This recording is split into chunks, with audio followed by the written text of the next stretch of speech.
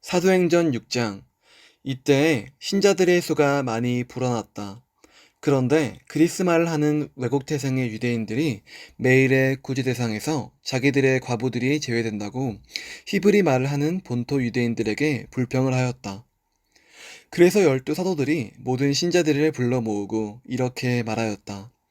우리가 구제하느라고 하나님의 말씀 전하는 일을 소홀히 하는 것은 바람직하지 못합니다.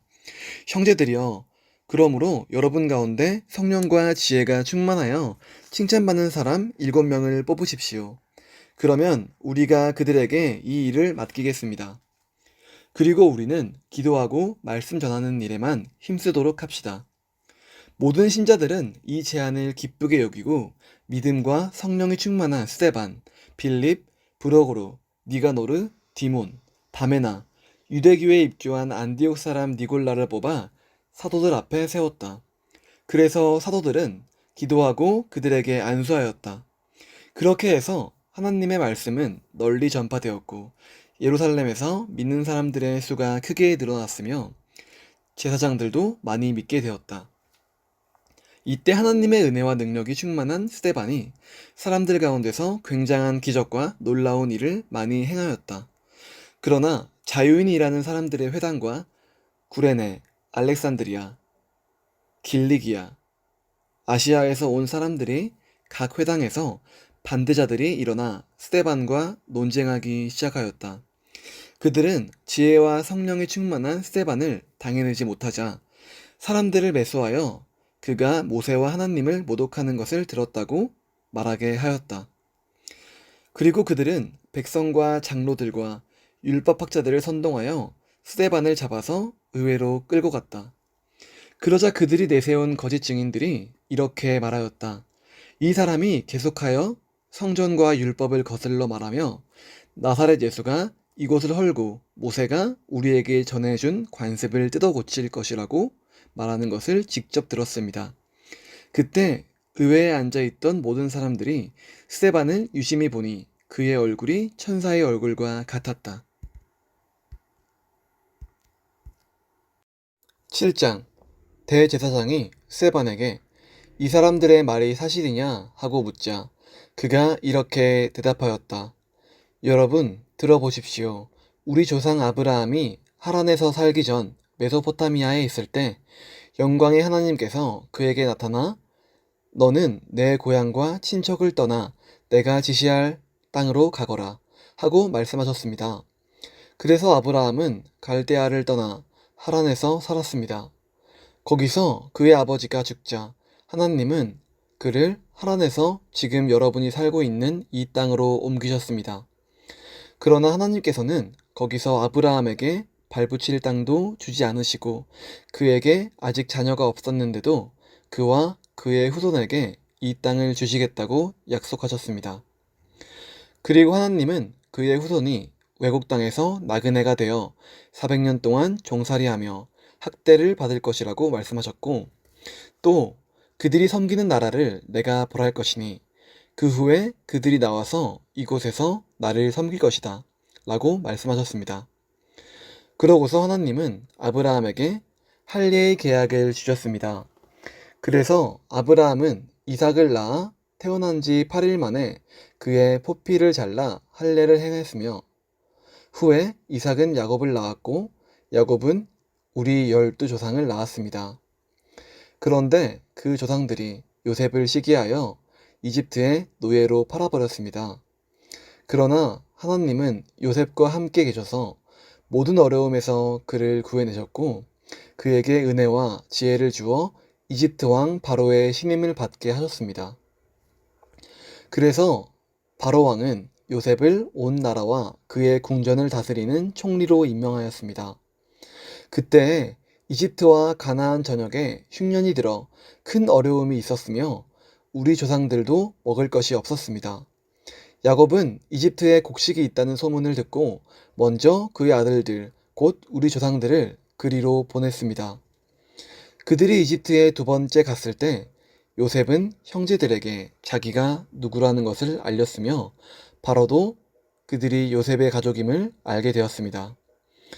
요셉은 사람을 보내 그의 아버지 야곱과 75명의 친척들을 모두 이집트로 오라고 했습니다. 그래서 야곱과 우리 조상들은 이집트로 가서 살다가 거기서 죽었습니다. 그리고 그들의 유해는 세겜으로 옮겨져 전에 아브라함이 하몰의 자손에게서 사두었던 묘지에 묻혔습니다. 하나님께서 아브라함에게 약속하신 데가 가까워지자 이집트에서 우리 민족이 크게 번성하여 그 수가 굉장히 많아졌습니다. 그때 요셉을 알지 못하는 다른 왕이 이집트를 다스리게 되었습니다. 그는 우리 민족을 교묘하게 이용하여 우리 조상들을 괴롭히고 그들의 갓난아기들이 살아남지 못하도록 모두 내어버리게 했습니다. 바로 이때 모세가 태어났는데 그는 하나님이 보시기에 아름다웠습니다. 그의 부모가 석 달 동안 그를 집에 숨겨두고 키우다가 더 이상 숨길 수가 없어서 내어다 버리자 바로의 딸이 주워다 자기 아들로 키웠습니다. 그때부터 모세는 이집트의 학문을 다 배워서 말과 행동에 뛰어난 인물이 되었습니다. 40살이 되어 모세는 동족인 이스라엘 사람들을 찾아볼 생각이 났습니다. 그러던 중 어느 날 그는 동족 한 사람이 억울한 일을 당하는 것을 보고 그를 도우러 갔다가 이집트 사람을 쳐 죽이고 그의 원수를 갚아주었습니다. 모세는 자기를 통해 하나님이 동족들을 구해내신다는 것을 그들이 깨달을 줄 알았으나 그들은 깨닫지 못했습니다. 이튿날 모세는 두 이스라엘 사람이 싸우는 것을 보고 가서 여보시오, 동족끼리 이래서야 되겠습니까? 하면서 말렸습니다.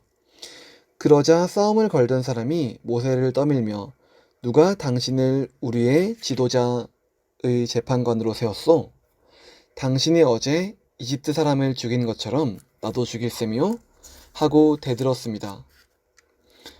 모세는 이 말을 듣고 도망쳐 나와 미디안 땅으로 가서 나그네 생활을 하며 거기서 두 아들을 낳았습니다. 그곳에 온 지 40년이 지난 어느 날 한 천사가 시내산 근처의 광야에 있는 떨기나무 불꽃 가운데서 모세에게 나타났습니다.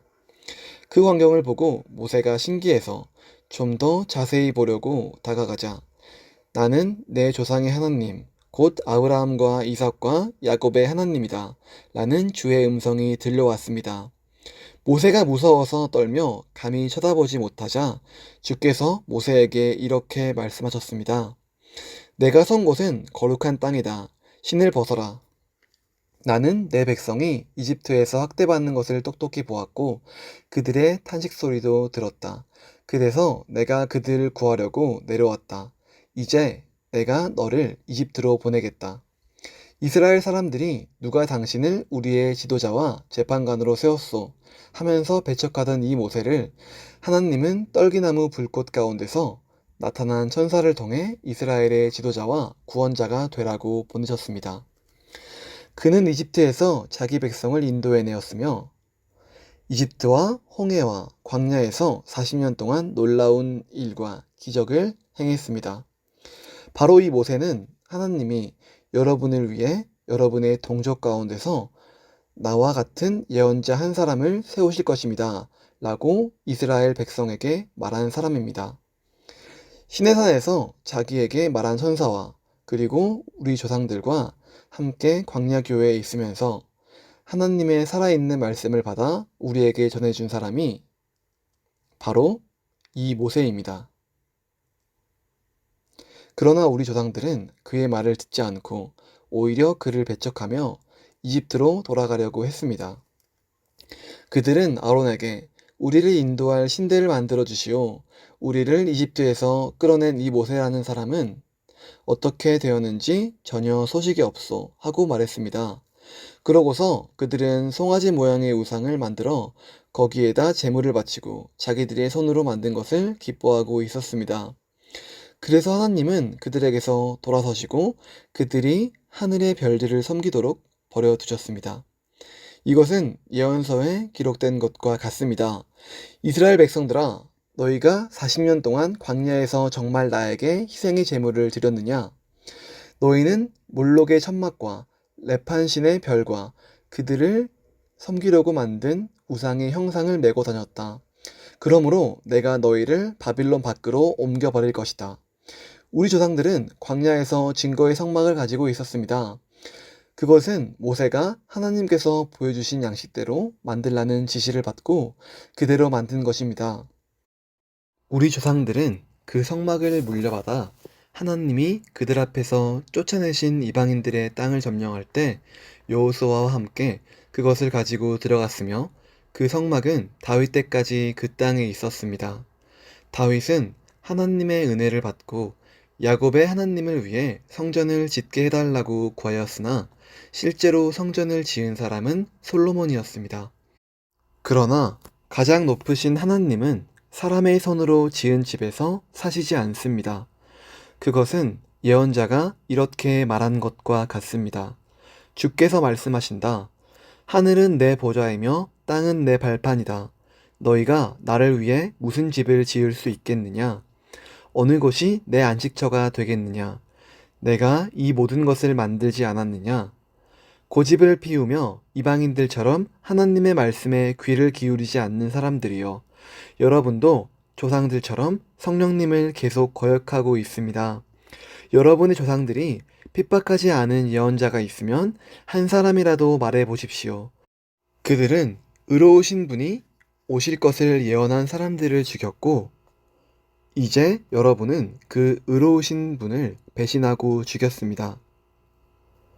여러분은 천사들이 전해준 율법을 받고도 그것을 지키지 않았습니다.